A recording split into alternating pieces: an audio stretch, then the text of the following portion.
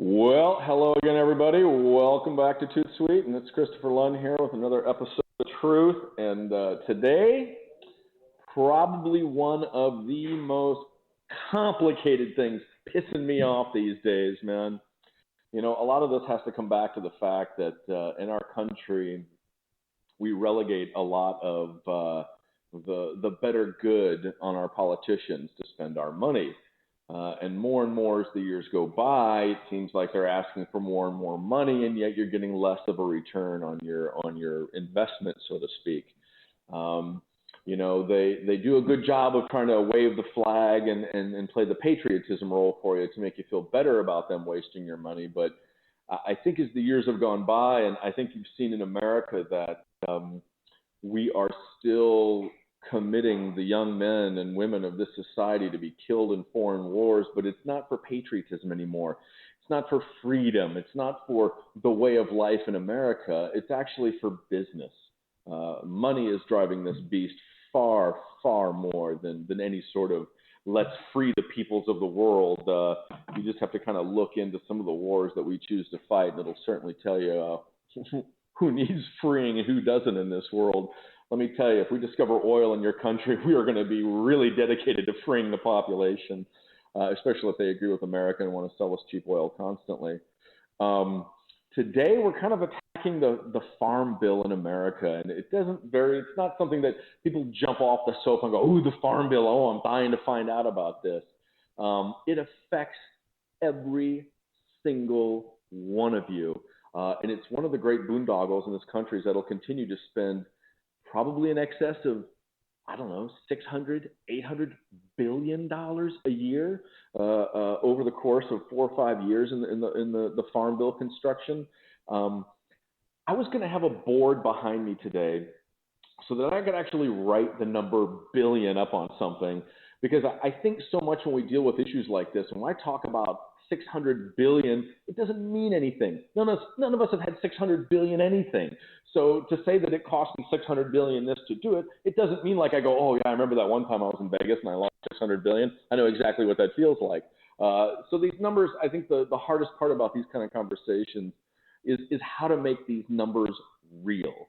But all of us in just about every community in the United States has heard the same mantra from our politicians and in the papers and on the news about how we can't afford anything. You know, why are there potholes, outside of your house, up and down the street? Well, because we can't afford to fix them. You know, why is the bridge breaking in your neighborhood? Oh, because we can't afford to repair it. You know, why are the school kids going without books and without more advanced facilities for better and higher education? Well, we can't afford it. You know, it's amazing what you can and you can't afford in this country. You know, this is America, and last time I checked, we can afford an awful lot. The word comes down to motivation. So the Farm Bill, you know, I'm not gonna weigh it down with a ton of history, but the Farm Bill was one of these attempts back in the 30s. It was a lot of one of the big FDR programs, and a lot of it had to do with trying to resurrect the American farmer. And for the first time in the history of America, farm goods were not just simply being grown to feed a population. They started to use the word commodity. And I think once you start to apply the industrial model to the dinner on my table, I think you've missed the whole point. And you know, there's light at the end of the tunnel in terms of there's a lot of hardworking farmers out there trying to feed a population. When we talk about farmers, you know, we almost need to come up with a different word for it, because when you see some of these factory farms going on in America and what's being subsidized, it really starts to open your eyes about big business out there. And I want you all to do a little experiment with me. If you're watching on a computer or you're looking at it on a laptop or you've got your phone, I want you to get it really close right now. And I want you to make sure you hear this loud and clear. Because if you think that the politicians out there are spending their time trying to protect you and do what's right for you and your family, snap the fuck out of it, okay? Because that is what is going on in the world right now, my friends. It's the exact opposite. They have taken a page from the advertising industry, because what they're going to try to do is paint a pretty shiny picture on something that's complete bullshit for you, and they're going to try to sell it to you as the right thing to do for you, your family, in this country. If I could think of something bigger than the Farm Bill and how it affects you, I've not been able to come up with it. Maybe a nuclear proliferation kind of thing. I'm doing my best not to do it this way, but so much of this, it's hard to describe it in ways other than numbers. A quick number for you. Let's say you buy something from the grocery store for $1. In this country, 15% of that dollar, we'll call it 15 cents, actually goes towards the physical food itself. 85% of what you pay for over that register is going to be for packaging and for advertising. If we're not talking about the actual food, and that's where farmers markets, I think, have really become the great salve, the great wound cure for what's going on in America, is the more you can actually meet the people behind the dinner on your plate, the more this issue is going to have to be addressed. I was fascinated to find out that about 10% of the edible crop in America is actually receiving any of the subsidies from our government. 90% of farm subsidies, 80 to 90% of the subsidies in America go to inedible crops. These are commodities. We're talking cotton on your back. We're talking oil seeds for frying all the prepared food industry. And of course, let's not forget about the grain industry. We'll get into ethanol a little bit later. I love the ethanol debate right now because it's one of the great advertising success stories of all time. Is let me sell you something that feels good and looks good, but is just completely hollow on the backside. So in the 30s, the idea was that grain prices kept falling and falling and falling. You got more farmers involved in the farming industry. You've got crop disaster, and you're now trying to feed an entire population. And this is kind of coming in right as we creep into that World War I, World War II era in America. And when the drought hit at the same time as the Depression hit, you've now got a massive population that is going hungry with no ability to feed them. So FDR had this really brilliant idea about how do we shore up the farmers of America. And so the original idea was how can we create something to maintain fair prices for farmers and conserve natural resources. And when we talk about farmers, back in the day, I think the original settlers in America, I think 95% of our working population was involved in agricultural and farming. That was survival back then. And then as the population grows, you've got more and more people doing things other than farming, and so the farming population in terms of percentage went down, but it was still necessary to have certain parts of the population that were actually growing the food that everybody was eating. These days, it's not necessarily about what's grown locally. It's about what I can profit from most and ship around the world. I bought bell peppers yesterday. I live in Northern California. I mean, we're talking 60 to 70% of the fresh produce in America is grown in this state. My bell peppers were from Canada. Why? Probably because the crop that used to grow bell peppers locally have found something that they can grow for a higher profit. I actually found that of all the farm subsidies available in the state of California, about 10% of the farmers in California are actually eligible for the subsidies. And of those guys, 60% of them are corn and cotton farmers. When's the last time you heard about California cotton out there? It's because most of the subsidies are being driven by these large agribusiness companies. I'm not kidding. We're talking the lion's share of the farm subsidies in America. We're talking billions of dollars out there are going to about 4 or 5 companies. And they control things from grain to cattle to textiles. It has become agribusiness. It's an enormous venture here in America. So basically what you had is we kind of got out of post-World War II, even Eisenhower warned us about the military complex, so to speak. It had much more resounding effect than just affecting our foreign policy. It's certainly more profitable to create war out there in terms of the people collecting the coins from profiting from military. In the old days, it was just selling the weapons. Now we're finding it's much more profitable to go ahead and reside an entire military population in your country for 5 to 10 years and then make a fortune trying to feed them and house them and transport them. And you really want to see something interesting. Look at what the military leaves behind when it leaves some of these military contracts in these foreign countries. On the other hand, it feels like it'd be a lot better for America to feed some of these floundering nations, and maybe if we fed them, maybe they'd be more receptive to our form of diplomacy or heaven forbid, capitalism. But the nature of actually how they pat themselves on the back about food exports in America and what really goes across to these other nations, a lot of it is going to be corn. It's going to be cotton. And let me tell you, Brazil had this major issue with America years ago because the World Trade Organization exposed the fact that America will overproduce a crop, let's say cotton, and then they will offload tons of it into foreign countries, and they will undercut the local farmers.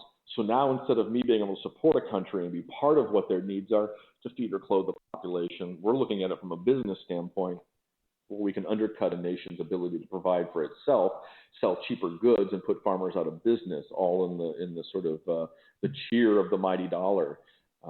It's really going to have to be the solution that's going to come around with a lot of what goes on in our world is how do I create a capitalistic profit motivator in this country, but still embed some kind of morality or some kind of integrity or some kind of moral requirement for that kind of profitability. Let's see here. The rediscovery of agricultural and gastronomic traditions could be an important step towards freeing communities from the dependence created by globalization and the intrusiveness of multinationals. And this is Carlo Petrini from Slow Food. The whole point he's trying to make is the more you buy into this commodities approach to agricultural in America, the less it's actually benefiting you as a nation of individuals. Now you're benefiting a small group of profiteers that have figured out a way to manipulate a system. So as we get into post-World War II in this country, and we've kind of survived the Depression, nothing can recover you from a depression like a good war. It tends to really use a lot of those unemployed guys and a lot of those unused commodities and a lot of the raw materials and create a lot of industry. Let's face it, things like Detroit and automobile manufacturing certainly benefited from the war and increasing the need. Now, what started to happen in America and in Europe is now I've got this huge industry that's spent 10 years providing uniforms and food and ammunition and tanks and weapons and all of these things to feed a military conflict. What do? You just turn it off overnight and leave them all to rust? No, they're businessmen. So now they're going to try to see what can we do with all these goods that used to be used in the name of patriotism and war. What do we now use them for in the domestic use for a domestic population? And so as we get out of World War II, a couple of things kind of started to happen. The tractors suddenly started to take on tank-like proportions because the factories that were producing all the tanks then started to crank out farming equipment like there was nobody's business. The chemical weapons that they used, suddenly they found that after they were not supposed to use them against each other in war, they found that they had a real benefit because it killed just about every insect within a 50-mile radius of them being deployed. So the chemical weapons industry became herbicides and pesticides within the agricultural community. Bomb materials in the way of nitrogen became high nitrate fertilizers and became artificial fertilization for the agricultural industry, especially commodity crops. And then you've got hybrid plant technologies came along, and they were figuring out how to basically it became an engine for increasing yields beyond a farm's sustainable capacity. So now a plot of land would normally limit the exhaustion of the soil by the amount of goods it can produce. Well, we can trick Mother Nature and create things beyond that land's ability to sustain it through artificial fertilization, the hybridization of these plants. So if I can produce more goods, we pat ourselves on the back for feeding the world. But again, instead of teaching you to fish and feeding you for a lifetime, we're offloading goods and patting ourselves on the back for feeding you for a day.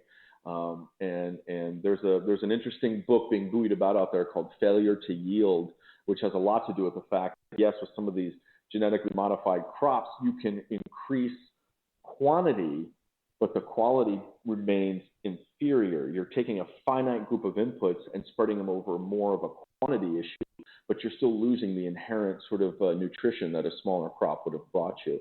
I'm sure they'll have fun chewing on that one. One of my favorite things about this industry is they will spend billions trying to define the word organic instead of spending billions just to grow a better product. Instead of fighting all that pesticide usage, why not allow part of the crop to have the diversity around it? And back in the days, a farmer had to have a diverse crop offering or he knew his land would go fallow. So you had wetlands that would attract the birds, that would attract beneficial insects. In a community of balance, the beneficial insects will keep a cropland from being subject to one fatal disease.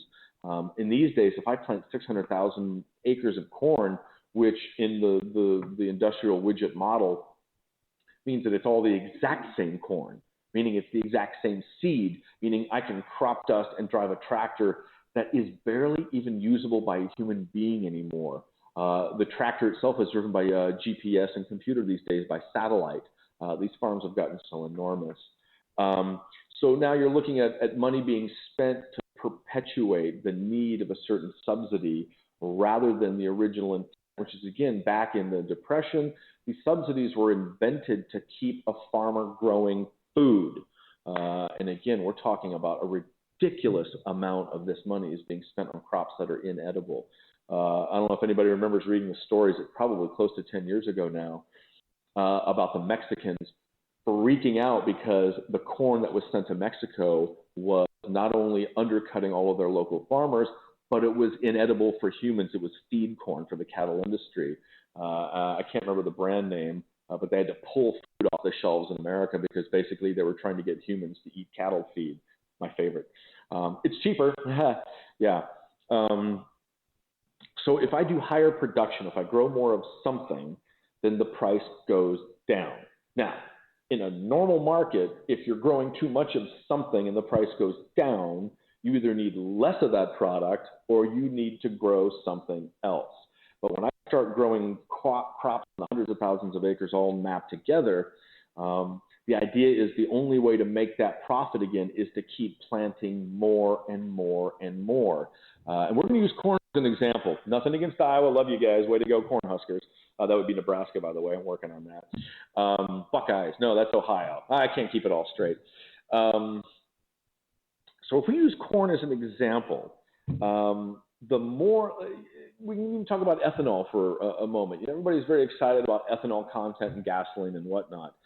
It takes a lot of gasoline to make ethanol. It is not a saving grace. It is not a great second coming of a new fuel source for America. Without gasoline, you cannot make ethanol, and it takes more gas to produce ethanol than ethanol you receive. It's what you call a lopsided equation. It takes basically more gasoline by gallon to produce the actual results of ethanol. The whole thing is a boondoggle. Let's see. Okay, so in the 1970s, so as we emerge from the 30s and the Depression and all of this, instead of the farm bill increasingly being used to prop up farmers, more and more of these larger ag business guys figured out that there was money to be made in ag business in America, and it wasn't necessarily the small farmer.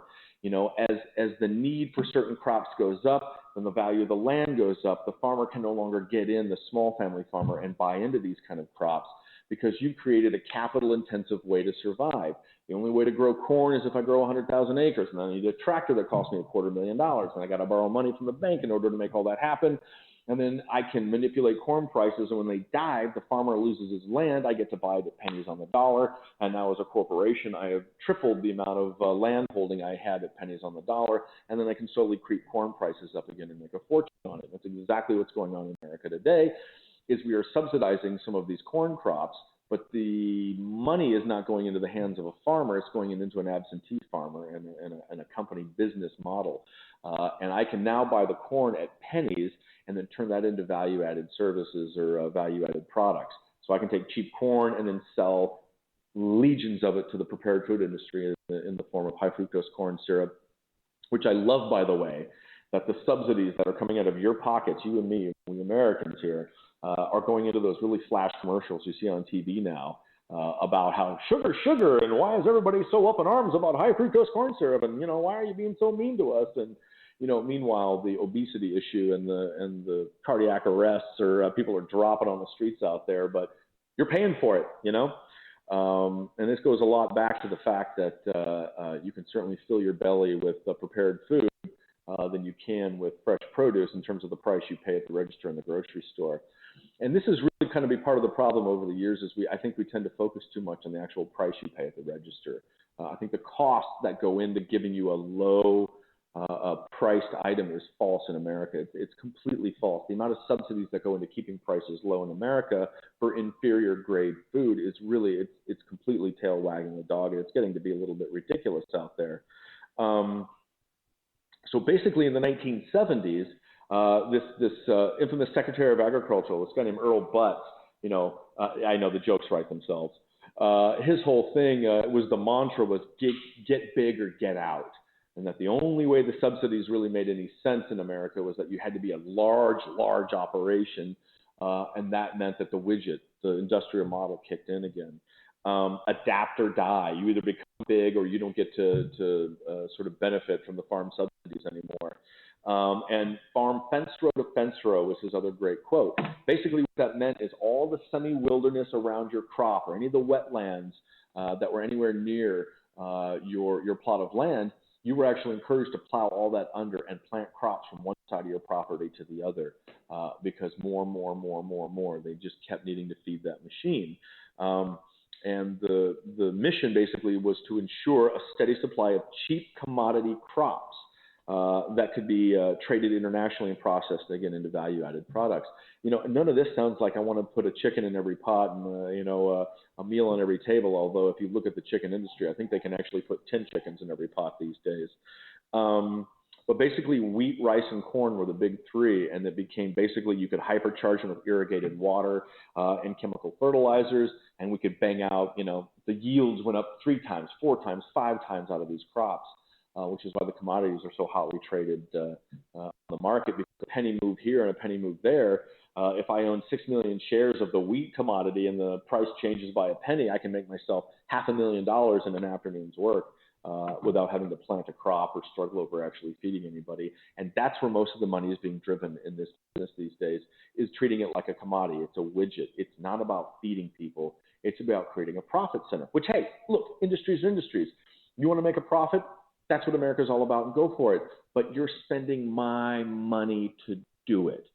You have figured out loopholes in the system to take monies that we've set aside in this country to prop up crops to feed and nurture and supply our population.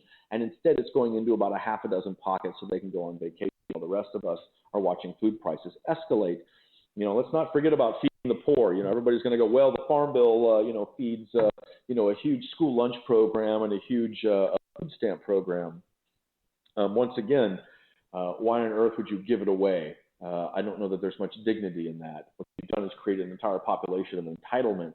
When I hear about second and third generation families receiving food stamps, it means the system is broken. It means you've created an entitlement system where there's no motivation to get back out of that. Because as long as you know that people are there to take care of you, you feel like they should, instead of getting off your rear end and making something happen, man. This is America. You can make anything happen if you actually get off your ass and go and work for it. The school lunch program, don't even get me started. I don't know about the rest of you, man, but California and some of these smaller communities are a little different in kind of the nature and the quality of the lunches being put in front of your kids. But for the rest of you, there's a great section. There used to be a great section on the Slow Food website that basically would the entire population in America were taking pictures of their school lunches and sending it into this website. And there's a whole slideshow of what's being put in front of your kids, because most of the crap, and I mean crap, I mean the worst quality, like meat paste garbage you wouldn't feed your dog. Oh, wait a minute, you actually would. That's another big part of what the industry survives on is pet food. That's a whole other story. The worst crap in America in terms of the surplus, that is what is sold to school systems and the school lunch programs. It is two of the high-fat industries, which is dairy and beef, that are feeding most of the low-end product, the school lunch programs out there. And anybody that tries a satellite program where they're actually connecting farmers to schools and trying to get funding, they have to do most of that funding privately. The government will underfund all of those constantly. spend 90 cents on the dollar to fund a cotton crop that's actually in excess in America to the point where we're shipping it out across the globe and undercutting local cotton farmers out there. But 10% of it going to actual edible crops. And of those, again, it's dubious to call them edible. And don't even get us, it's a whole other bailiwick talking about the crop insurance. The Farm Bill was supposed to be this giant omnibus to provide crop insurance and protect the farmer. But the cases of fraud are getting more and more out there where farmers are destroying their own crops. Because at the end of the year, it's cheaper to destroy your own crop and take the crop insurance than it is to actually take the product to market and get a very, very low price for it. And trying to discover and vet all of the farmers guilty of fraud and whatnot out there is about as frustrating as anything else. This is your money, people. It doesn't matter if a private firm provides the crop insurance for a farmer. The government reimburses those private companies. So now a private company has absolutely no motivation to prove or disprove the fact that somebody is lying. They're going to get paid by the government anyway. So the collusion starts and it gets fast and furious in there. So, you know, the food stamp thing, believe it or not, was not a motivation of altruism in this country. Originally, it became a concern because when they started drafting a lot of our young men back in those days into the military, they were having to turn away almost a full 40% of most of these young men coming into the military recruitments because they were simply malnourished. And so the government decided that it would be much better for us as a militant imperialistic nation to have a healthy population. So the food stamp program was actually enacted to make sure that we had more young men available for military service out there that were better nourished. Again, I know you think we were doing it to make it great for everybody in this country, but you've got to wake up. It's absolutely not the motivation behind that. Now, when John F. Kennedy brought back into the program in the 60s, it was there to now enact some more public services and the public good. At least that was the dressing they put on it back then. Maybe he put a happier smile to it. Let's see here. You're going to have to bear with me because the amount of information is overwhelming in this subject. Let's see here. Where am I going with this next one? Oh, yeah, there was a really interesting one where they want a lot of the supporters would love to see some kind of preservation requirement involved in receiving any of these government subsidies. And just to kind of touch base on this, you know, a subsidy is kind of like this. You know, if the population decides that $2.50 a bushel is the strike price for corn, which is going to be driven by the bigger companies move that commodity price around, then that's the strike price. And if the farmer signs into the subsidy program and the crop price for corn falls to $1.75, then he gets his 75 cents a bushel to compensate him for the offsetting drop in price. Now, if more and more people are planting more and more crop, the price will continue to drop, which means that the subsidy gets higher and higher. So instead of encouraging the farmer to plant less of something, he can actually plant more of it and get a higher subsidy, meaning he is guaranteed a higher profit on that crop. You see how backwards that is? And believe it or not, it became such a backwards kind of thinking that commodity investment became a quick return on your money. There's actually something out there called the Scottie Pippen law that has to do with the fact that if you are receiving government subsidies, at least 75% of your income has to be from a farm. People were literally investing, and Scottie Pippen received like $100,000 in farm subsidies. This guy's making millions of dollars as a basketball player. He gets hundreds of thousands of dollars in farm subsidies because one of his investments happens to be a large farm receiving subsidies. So there's literally something out there called the Scottie Pippen law, which requires that, you know, people that are actually, you know, receiving farm subsidies are farmers. I know what a bizarre concept that must be. So it is getting absolutely backwards out there. So let me put it to you this way. In the amount of corn it takes to make ethanol, just again, the numbers aren't going to really wash with anything, but to start making sense of all of this, If you just wanted to fill up your SUV with ethanol and not gasoline, the amount of corn it would take to produce a full tank of ethanol could feed somebody for a year. Now, what is the real use of all of this? Well, it's because we're trying to think of something to do with this crop, because the more I can continue to plant it and get that farm subsidy, I still have to figure out something to do with it. And the reason ethanol became so popular recently is we simply don't have any room to store the corn anymore. We've got to have something to do with it. Now, because ethanol has come on as this next savior of the corn industry, it means that corn pricing has gone up. So now a farmer sees that if I plant inedible corn for the ethanol business, then I will cease to plant other crops, meaning diversity goes to a wayside, and that means I'm not planting edible crops anymore. I'm planting commodity crops, which means I'm now receiving farm subsidies for something that's going to go into somebody's gas tank and not into their belly. This is so completely insane. But again, somebody's figured out that farm is farm, whether people are eating the food or not. So the world receives about 60 to 70% of what we grow in this country in terms of corn and a lot of these other grain crops are used for exports across the world. They're not for domestic use at all. And as the ethanol profit shrinks, as more and more of it is produced, then what you get is you either have to plant an increasing amount to reach that financial goal, or you've got to walk away from that and completely and plant something else. And I think that's the real boondoggle right now is the lobbying efforts within this whole farm bill are creating a system where people don't care because the money being made is made by a corporation that might have a board of directors and shareholders that don't necessarily hold any interest in your community or the benefit of this country. They're looking for a return on their investment, which is fine, but don't use my money to do it, and don't completely support an industry and create something in order to support your own profit on my back. That's not going to fly with us, and it's time that we really turn that on its ear. Countries like New Zealand actually stopped all subsidies whatsoever. Their feeling was you've created an entitlement support network, and you haven't created free-thinking farmers that will actually change tracks and plant something that will actually sell and the population wants.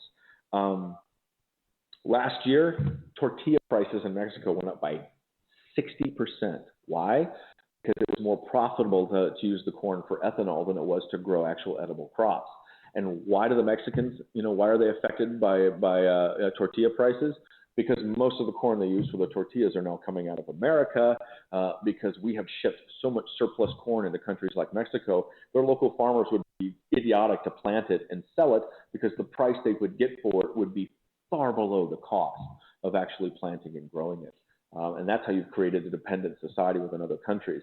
That's why we're so popular as a country sometimes in our diplomacy is the World Trade Organization, the International Monetary Fund. A lot of that is tied into American diplomacy, and a lot of that is tied into commodity offloading of our goods into other countries. And again, countries like Brazil finally called foul, saying that we'd flooded them with so much inferior or lower priced cotton that we'd almost destroyed the entire local industry there.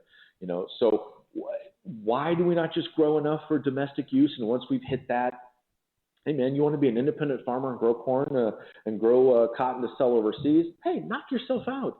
But why are we paying for that? This is a business. You want to put your dollars in and get your dollars out, more power to you. But don't do it on my dime and my back. That's the biggest problem with the Farm Bill. It's not that we're supporting farmers, it's that we're supporting the wrong farmers. Especially when I see the offloading of the inferior goods on our school children, that starts to make me insane. And why we have to tell somebody that's not a good idea. This is the part that really starts getting me fuming is why, I thought the whole point was I elected you politicians to be watching out for this shit for me, and instead I'm the one that has to plow through all this information. I know Harvard graduates that can't make sense of the stupid Farm Bill. If I showed you the ratio, if I showed you the paperwork behind some of the equations for guaranteed crops of you're on this many acres or guaranteed this much yield, and if you want to do a 0.087% of a guaranteed crop of this and you overplant 100,000 acres of that, but you have a 10-foot setback of this, then you can guarantee a crop of this, but you have to buy in of so much of that. And if you actually grow edible food on any part of the land that you're getting a subsidy for, you lose all your subsidies because you're actually doing something that's good for people, and you're not falling into the whole commodities trap. If the beef industry industry alone in this country, through grain subsidies and through feed subsidies and through cattle feedlot subsidies, if these guys were not fully funded and subsidized by the American population, beef would probably be closing in on about $50 a pound in this country.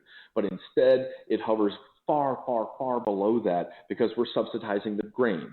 We're subsidizing the irrigation water. We're subsidizing the electricity. We're subsidizing the grazing lands on public lands. We can't afford schools. We can't afford roads. We can't afford health care. But, we can afford to subsidize some guy because he wants a cheap steak. That kind of stuff is making me insane. Last year, we paid out roughly $446 million. Okay, $500 million, really, for crop insurance, just because the drought is coming on in the Midwest, and you have based an entire population on a one-trick pony in some of the grains, and when the drought hits, the price absolutely starts to shoot up, and nobody can afford to actually buy any land anymore. The whole thing has just gotten completely insane. And again, this money is coming out of your pockets. If we really want to fix this whole subsidy program, it ends tomorrow. You've got to stop with the food stamps. You've got to stop with the inferior funding of school lunch programs. If you want to take that same money and promote local farms, and you're having a rough time, you're trying to get back on your feet, instead of giving you a food stamp, why don't we give you food access? I got this nutty idea. Instead of forcing you to buy more calories because it's cheaper from the subsidy aisle of your grocery store, and the produce is bloody expensive and you can't afford to make ends meet, why don't we give you full access to farm goods? Why don't you have a farm in your neighborhood that goes, oh, you're down on your luck? Here's your instead of your food stamp, here's your feeding your family for a day, and you're welcome to pick a basket of fresh produce, or better yet, I'll send the produce to your front door so you can feed your family. But more and more and more in this country, a lot of those food stamps, are not being used for food. They're being traded for cash for other survival needs in this country. That's a whole other show. Don't get me started on that one. So basically what you have is a system that is completely broken. 110 gallons of gasoline. You're going to love this one. 110 gallons of gasoline. So I don't know, for some of you, that means one tank of gas in your SUV. 110 gallons of gasoline to fertilize, harvest, and transport 1 acre of corn. 110 gallons. Now, how much ethanol you think you got to get out of 1 acre, man? Trust me, it's far less than 110 gallons of gasoline. But guess what? You're paying for most of that through subsidies. Oh, and on top of that, the farmer gets a nice nod from the government saying he's doing this really great environmentally conscious thing. So he's actually receiving a subsidy on the ethanol he's producing on top of the subsidy that they received for the corn that they grew. And now we'll get to the really fun part. What about the pollution issue? Anybody that's logging into the Toot Sweet website, somebody give me pictures of somebody swimming in the Mississippi River, because I guarantee nobody that knows anything about the farming and cattle and the pig and the chicken industry would touch most of the Mississippi River.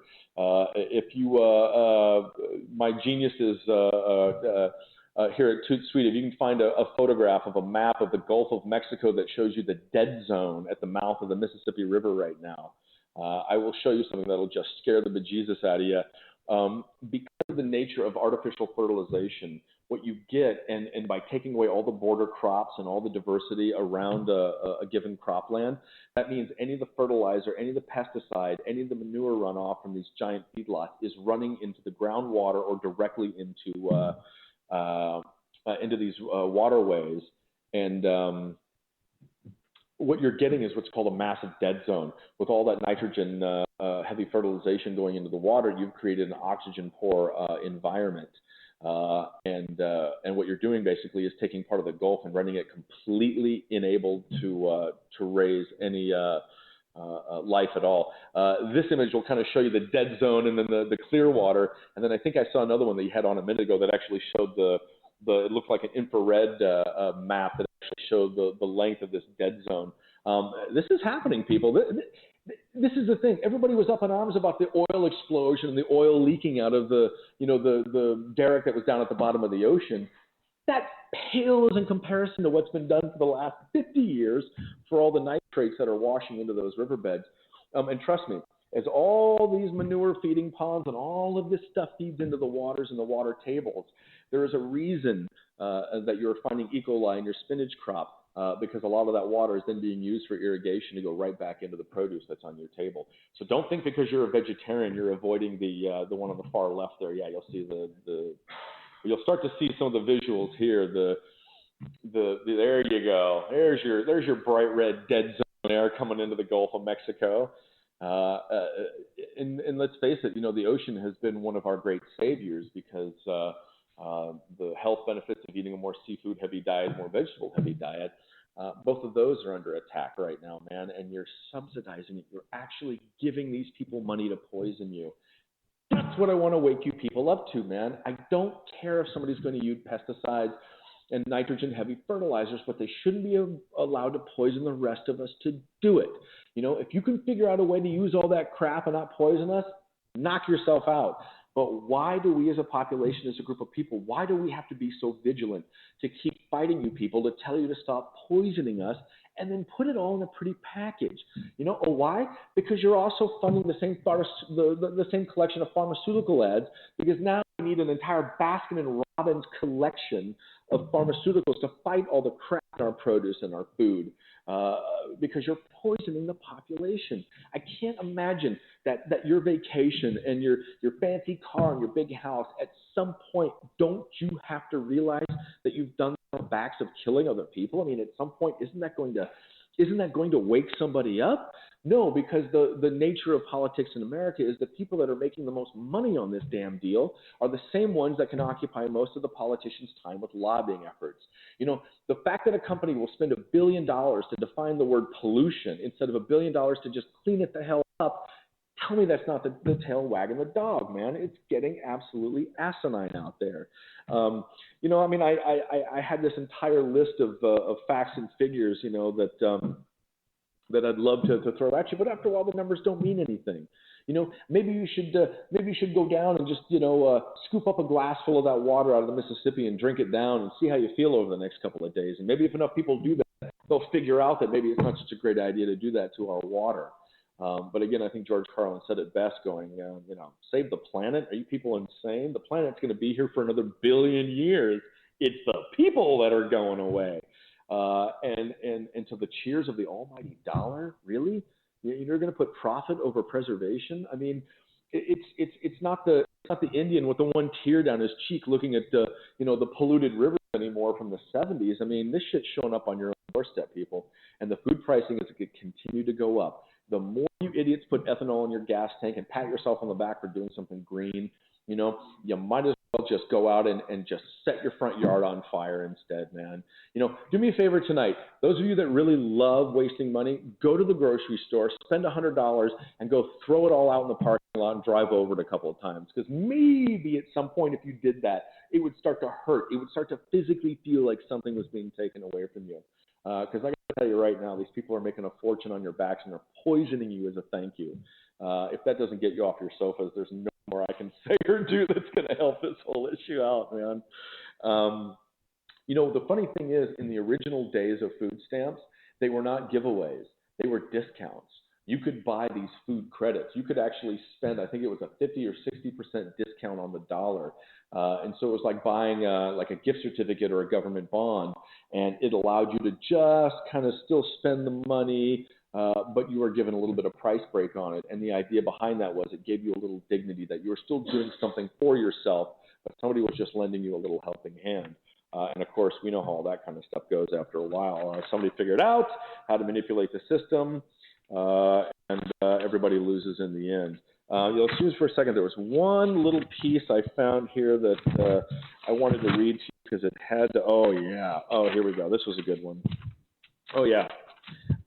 In September of 2002, so this is about 10 years ago, those of us that are gourmands that love all the great foods of the world, on the West Coast, especially the Oregon, Washington, California coastlines, we used to have just this absolute amazing collection of some of the best salmon in the world.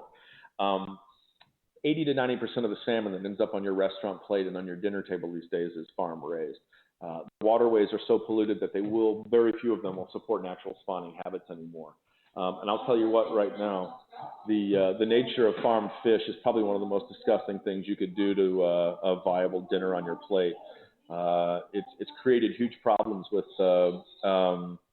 antibiotic resistance. Is going to continue to be a subject that you should read up on. But trust me, the farm industry and the fish farming industry and the aquaculture industry and the pharmaceutical guys, they're going to spend billions to hide those stories and to bury them somewhere on the 15th page of your local newspaper, because they don't want to admit that the pollution has a real tie into what's going on out there.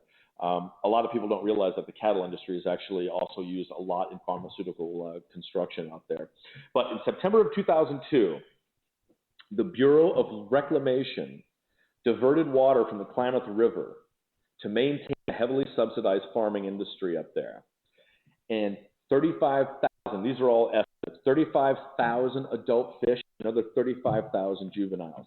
Can anybody picture what 70,000 dead fish in the Klamath River look like? Now just picture 70,000 dead fish in a river.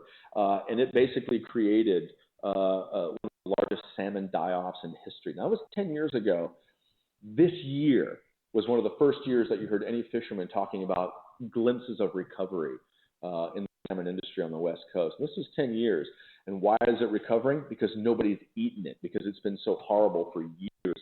And the salmon runs are getting smaller and smaller. The quality window is getting narrower and narrower. Now, that would normally create some pressure to do something about it. But instead, we have started to celebrate aquaculture because we can still put salmon on the table. It's horrible, horrible antibiotic-laced fish, man. This stuff, if I read you the list of things they're finding in this fish, it's horrifying. But you know what? As long as it's pink and it's on my plate, I'm happy to be ignorant. We're to the point now where I think truth in labeling is going to have to get to the point where I'm going to have my fish analyzed so that I get a list of ingredients of what's in it besides the actual fish. The food industry spends roughly $15 billion in advertising. Our whole nation spends $7 billion a year to feed our kids. I had a nutty idea, food industry. Instead of spending $15 billion to advertise, why don't you just simply feed people? Isn't that what a food industry is supposed to do? But no. I'm sure it's not as profitable to actually feed people. It's much more profitable just to draw really shiny pictures of what it'd be like if we actually did that. The cheapest calories in an American supermarket are the unhealthiest. $1 buys hundreds more calories on the snack food and soda aisle than it does in the produce section because the Farm Bill supports the growing of corn, but not the growing of fresh carrots. Again, it shouldn't be called a Farm Bill. It should be called a subsidies bill. It should be called a Make Six Guys Rich bill, and maybe that would change the nature of it. The one in 2012, they actually come up with really kitschy names. The Food Recovery Act or the Wetlands Recovery Era, or I think 2012, the Farm Bill is, what's it called? There's a great little catchy phrase for it. It is, a time for transformation. That's what they're calling the 2012 Farm Bill. I shudder to think of what they're going to transform it into. Now, it's not all doom and gloom. There has been some common sense out there. We have started to see more and more preservation. We're seeing more wetland reconstruction. There are things like sod savers where they are subsidizing less and less for natural grasslands that are plowed under in favor of this stupid model where the more I grow, the more subsidy I get to collect kind of thing. But the fact that you're in the midst of an epidemic of diabetes and obesity, our government is subsidizing the production of high fructose corn syrup. You're subsidizing this. You're paying for them to make it, and then you're turning around and paying for it at the register. Now, again, because it's cheaper food at the register.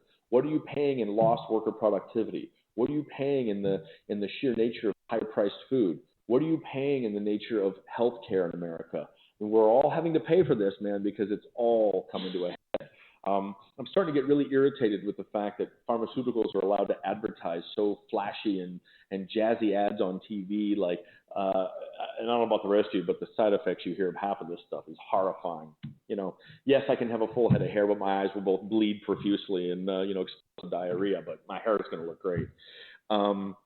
We've even gotten to the point where the damn diabetes are coming up with these kitschy little devices that look like the new hip cell phone to have. So like everybody go, ooh, do you have diabetes? Ooh, I do too. Let's hang out together. Look at our shiny little, blood count level to see who's going to do the first insulin shot today. And they're trying to make it cool to be diseased and obese. Are you people insane? So you look at this.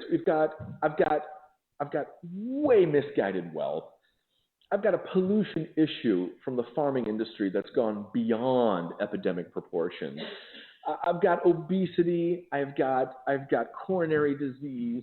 I've got bad foreign policy. I've got countries that are now seeing a massive poverty issue with us putting all their farmers out of business. And this is all being paid for by you right now in the form of government subsidies. I'm not pretending to understand how complex this issue is. It's ridiculous. I mean, I'm telling you, the amount of information I tried to sort through, it boggled my mind. I couldn't even get some of the math down. It's just daunting. But trust me, this is one piece of legislation upon which all Americans depend, urban as well as rural. I think it's time to really, as an American, you've got to go to your local guys. You know, it's really funny. Everybody sees their local politicians when it's time to get elected, but I don't know how many of us see them during the actual working day. Maybe it's time to have a weekly, a fireside chat. You know, I challenge all the politicians in Washington, D.C. right now to start creating a weekly chat on all of their Facebook pages and websites. To start doing live Q&A. As a matter of fact, the Tootsuite website would be an amazing platform to allow a whole constituency to be able to log on and be able to do an open forum conversation with your local politician about some of these issues and find out where they actually stand. And you know what? You watch them. They'll be like, oh, I'll have to get back to you on that. I need somebody to tell me what to think about that, because leadership is effing dead in Washington, D.C. These are not leaders. These are subcontractors that are taking money and shuffling it around. And then they take this low-hanging fruit and pretend they're doing something good for you. You know, you're wasting my time, you're wasting my money. Do you realize that last year, our government, you know, the Washington, D.C. machinery, 40% of the laws they passed last year, 40% had to do with naming post offices. That's what these people are doing with your time, effort, and money. Meanwhile, the billions and trillions of dollars that are just pissing away on these useless wars and all this ridiculous farm subsidy, man, it gets the lion's share of the money, and it's absolutely time to stop. There's a couple of good pieces of information out there. They might be a touch outdated, but the framework is good. There's a book called Failure to Yield about the nature of genetically modified crops.